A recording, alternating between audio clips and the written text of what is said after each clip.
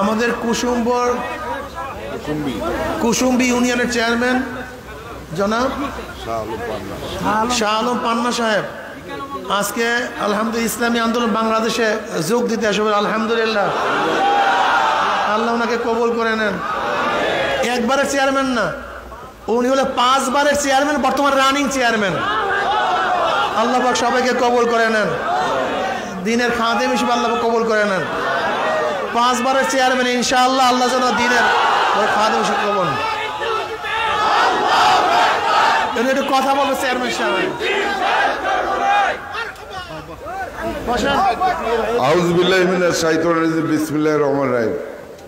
আজকের এই তাফসীরুল মাহফিলের আমাদের প্রধান অতিথি ইসলামী আন্দোলনের শায়েখ ফজলুল করিম, ওনার নেতৃত্বে আমি যতদিন বেঁচে থাকব ইসলামী আন্দোলনের সাথে যুক্ত থেকে এই পৃথিবী থেকে বিদায় হতে চাই। সবার কাছে দোয়া চাই। আসসালামু আলাইকুম। আরেকজন আমার ভাই, তিনি হলেন শেরপুর শহর বিএনপির সহসভাপতি। আলহামদুলিল্লাহ। কই ভাই আমাদের আব্দুল আজিজ ভাই,